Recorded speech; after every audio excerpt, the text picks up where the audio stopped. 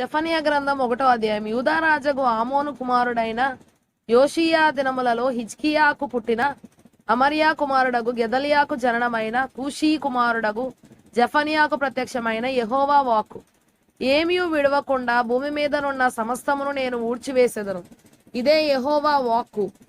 మనుషులనేమి పశువులనేమి నేను ఊడ్చివేసేదను. ఆకాశ పక్షులనేమి సముద్ర మత్స్యములనేమి దుర్జనులనేమి వారు చేసిన అపవాదములనేమి నేను ఊడ్చివేసేదను. భూమి మీద ఎవరును లేకుండా మనుష్య జాతిని నిర్మూలము చేసేదను. ఇదే యెహోవా వాక్కు. నా హస్తమును యూదా వారి మీదను యెరూషలేము నివాసులందరి మీదను చాపి బయలుదేవత యొక్క భక్తులలో శేషించిన వారిని, దానికి ప్రతిష్ఠితులగు వారిని, దాని అర్చకులను నిర్మూలము చేసేదను. మిద్దెల మీద ఎక్కి ఆకాశ సమూహములకు మొక్కువారిని యెహోవా పేరును బట్టి బయలుదేవత తమకు రాజను దాని నామమును బట్టి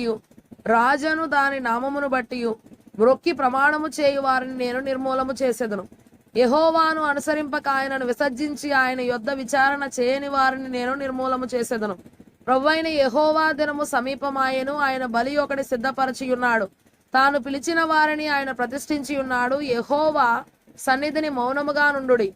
యెహోవా ఏర్పరచిన బలిదినమందు అధిపతులను రాజకుమారులను అన్య దేశస్థుల వలె వస్త్రములు వేసుకొని వారినందరినీ నేను శిక్షింతును.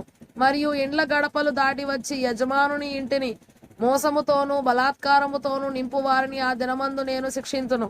ఆ దినమందు మత్స్యపు గుమ్మములో రోదన శబ్దమును, పట్టణపు దిగువ భాగమున అంగలార్పును వినబడును. కొండల దిక్కు నుండి గొప్ప నాశనము వచ్చును. ఇదే యెహోవా వాక్కు.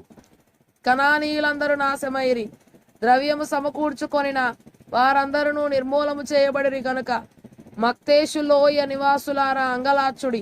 ఆ కాలమున నేను దీపములు పట్టుకొని యెరూషలేమును పరిశోధింతును.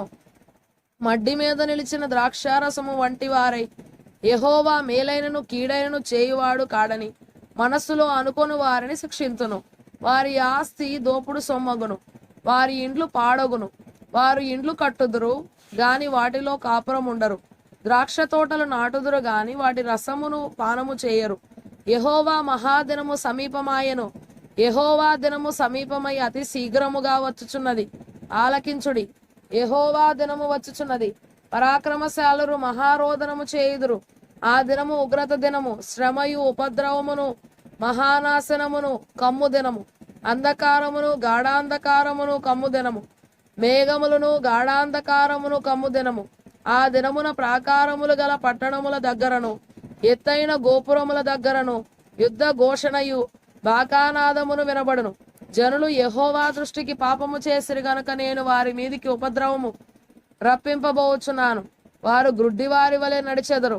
వారి రక్తము దుమ్ము వలె కారును. వారి మాంసము పెంట వలె పారవేయబడును. యెహోవా ఉగ్రత దినమున తమ వెండి బంగారములు వారిని తప్పింపలేకపోవును.